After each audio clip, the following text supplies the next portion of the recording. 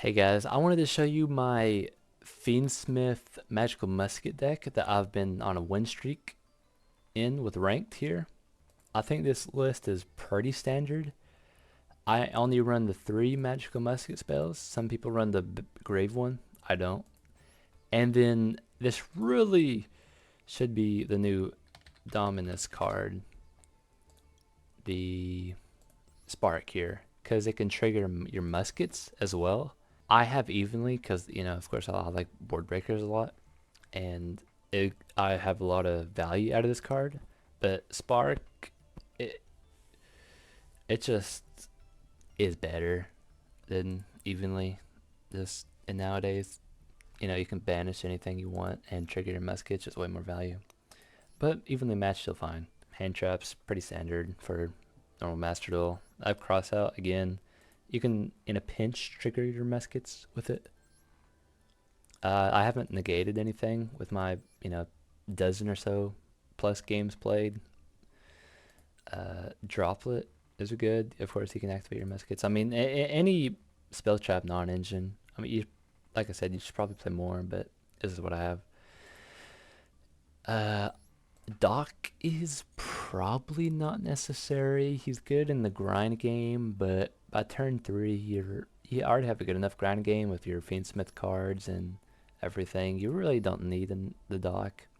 He doesn't have Light Fiend to normal summon, I guess. It's fine. You don't need Aerial Eater. He comes up in times where your grave is pretty thin, like if you start with a Sanct or something. The key card of Casper. Casper makes this deck work, because you can just use any 2 Light Fiends, right?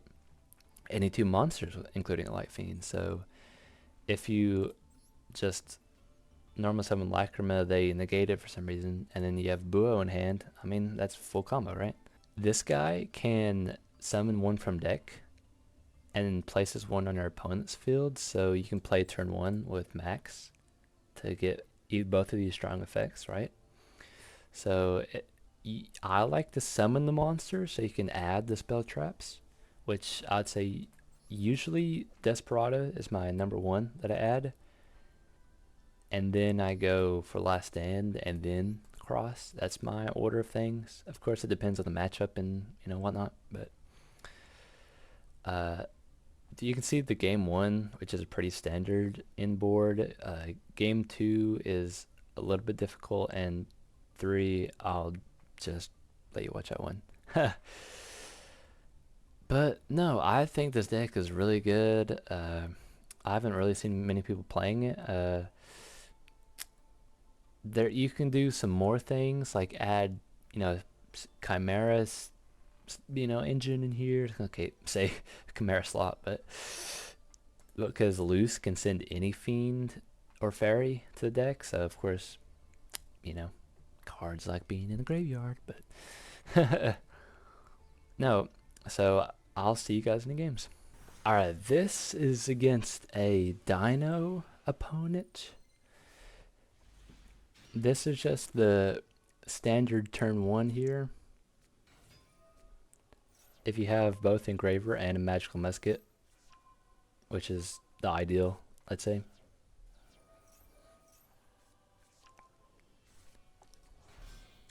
I choose to get Desperado first. It doesn't really matter which one, I guess. Just any spell that you would like to use first.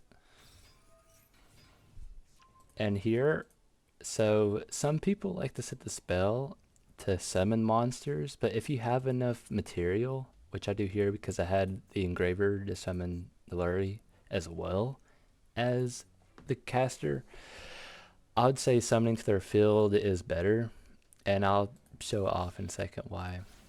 It combos better as well. Is it going to sequence here? I've seen them link off the 2 and the 1 for sequence, but I feel like just for link material, because 2 and 2 can go into a bow here, it's better to link sequence off into the 2 link ones, Engraver and link 1. So you have the 3 that go into Loose, right? And a Loose can destroy the target. It can be any target here.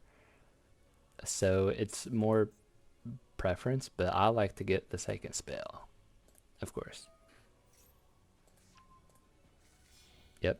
And you send Buo, of course, to get Mutiny, and that's the Abao. Now, Mutiny can go into a few different options. Here, I go into Lacrima. You could have also went into your Desiree here. It depends on the matchup, I'd say. But just for a generic good card, I mean, Caesar's broken, so I just always go into Caesar. Make sure you put him in the most right gear column, because Buo can, or not Buo, but Luce can target or not protect your guys from being destroyed. Sorry. And then, of course, use your Abao to summon back the musket, because you need to have a musket to, use your spells, right? And your traps in hand.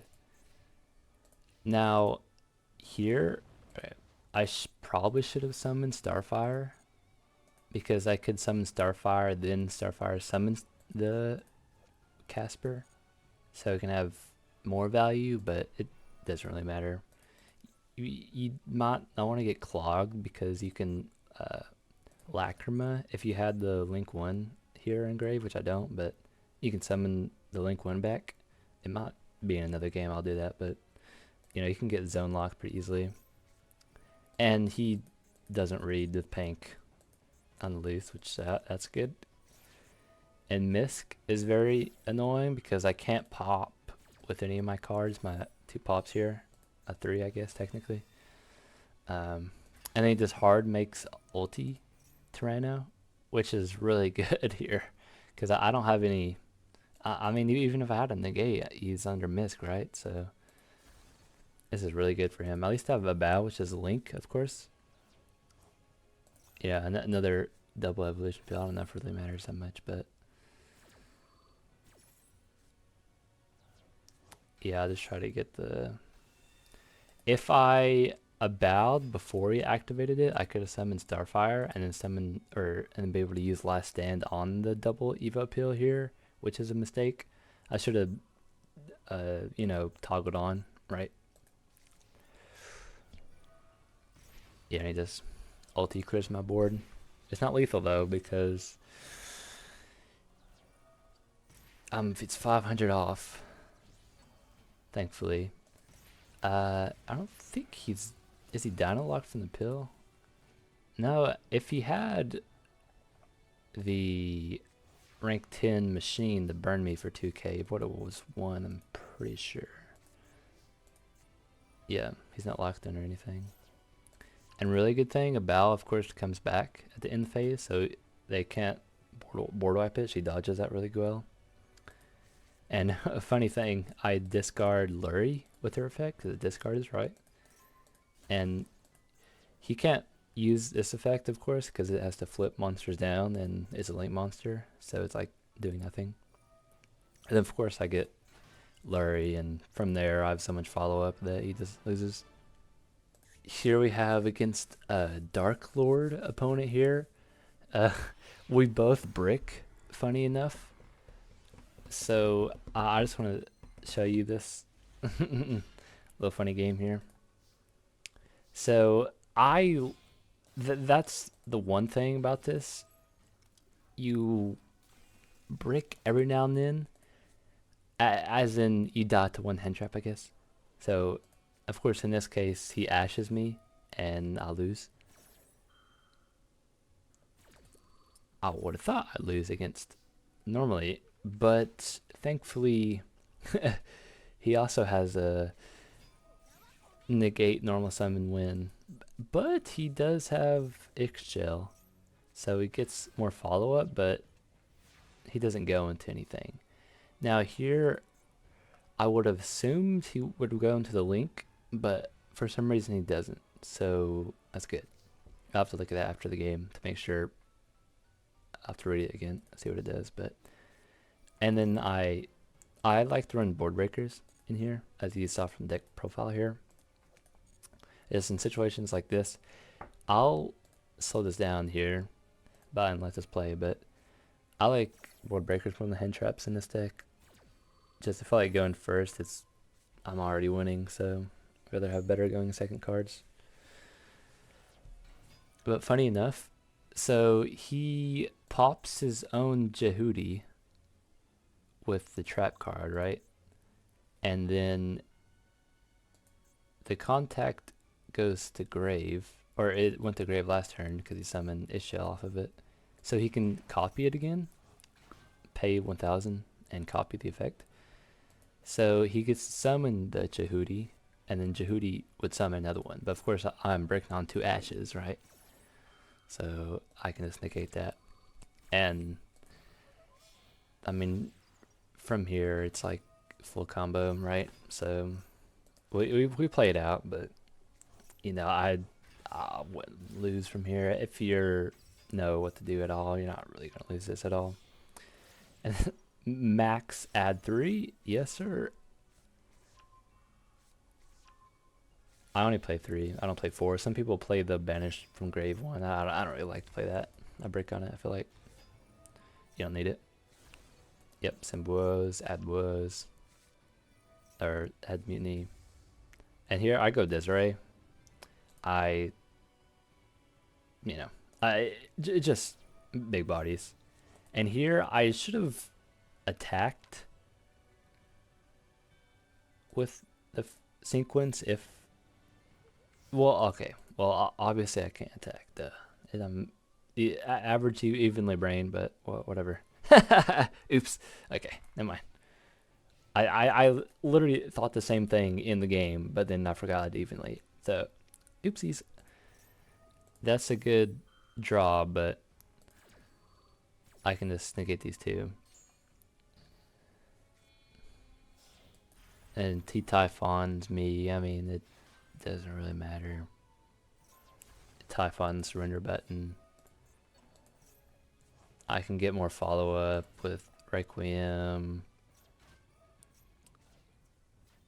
The one mistake here last turn, I should have tried to keep a Magical Musket on the board because, you know, all my spells are dead.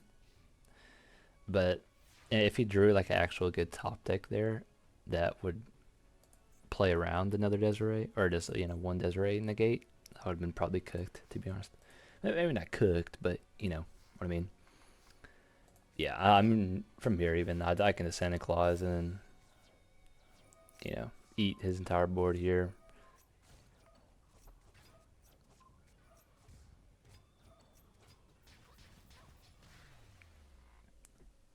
GG.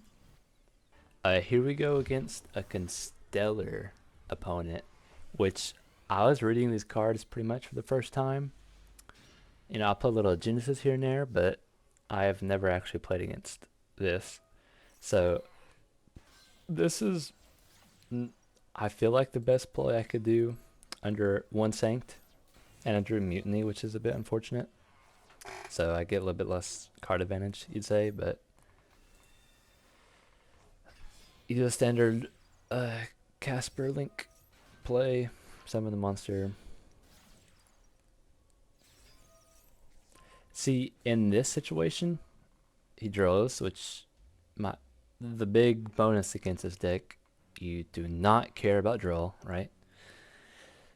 I feel like I should have summoned the monster for more, even just more light fiends in the grave. So I'd say that's a mistake, because there's no way to trigger Desperado for the most part.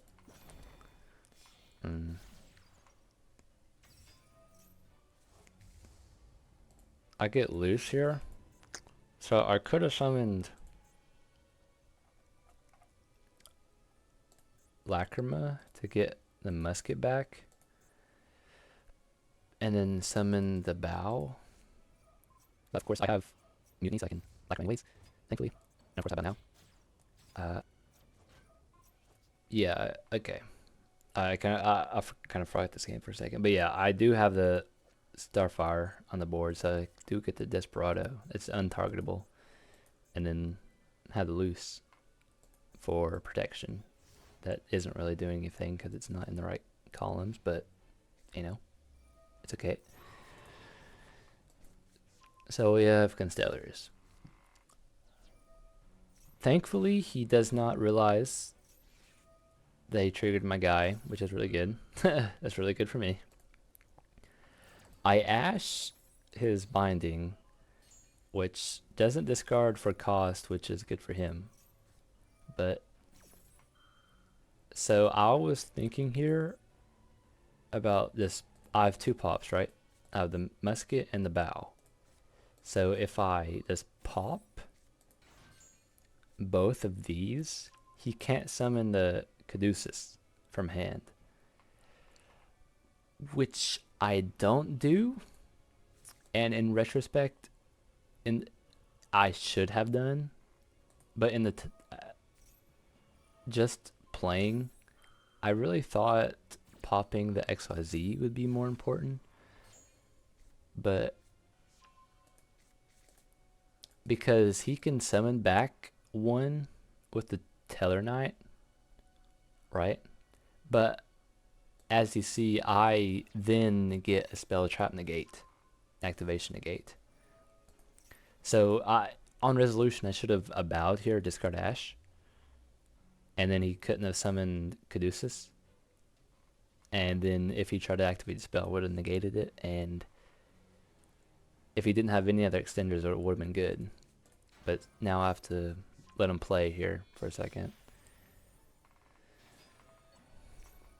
So I popped this because I know that the spell lets him rank up, I think. Or a different, just any rank difference. But I kind of forgot that you can summon the XYZ with it, right? So that's a bit of a mistake on me. And you're wondering, why didn't you negate it? The spell here. So it negates the activation. And if you look, you can only activate one Constellar. So if he activates it from hand, I negate the activation, then he can use another one. It's like a branded fusion, right? So I couldn't do that. And unfortunately, they use their two good spells, really. So there's nothing else for me to do. And he goes into the Utopic Zexal, right? Future Zexal. Which I didn't know if he'd use this one or the Monster Negate one, but this is what he chooses to do. And in retrospect, it was the better card. It kind of... So this is a mandatory on a bow, right? So he just steals it as soon as possible. And then, yeah, he doesn't read that, but it's fine. So here, I did a really big misplay, which might cost me the game here. So I summon Engraver to the middle column, right? So Forbidden Droplet is a really good draw, but Engraver, I need the link material. He can just destroy it for free because he stole this. It's a perma still, by the way. It's permanently on this board, which is really annoying. But I try to pop it, but obviously it can't be destroyed. I completely forgot. So we're both not reading cards. Sanct triggers back to former droplet fodder, which is good. So then I try to do the only play I can see is to send two to negate these two, because this guy is a double spin, I think, right? Yeah, double shuffle. So, but he's also indestructible by battle, not even if you negate him. It's after, it's a lingering effect, right? So in retrospect, I should have destroyed the Constellar. Again, it's a misplace. And then, if I destroyed the Constellar by battle, I could have popped the bow. So he wouldn't have had it anymore. I used Mutiny here to try to get the fusion off. And the only two fusions I could have made are Aerial Eater and Desiree. But Desiree doesn't have a link to engrave because I shuffled it back with engraver. So he doesn't have any negate. So I'm like, okay, whatever. I'll just type Super Star Slayer Typhon. Send. And then I sent, like, I just forgot that a bow would not come back to my field, so I just assumed it would, but of course it wouldn't, right? So I get kind of rolled by this. He gets to make his hand custom, and then gets to pop my Typhon, and it's GG's. I'll let it play out here, but you know, a lot of misplays from my side. It happens, right? So I just want to show that if you played it properly, I think I do win this.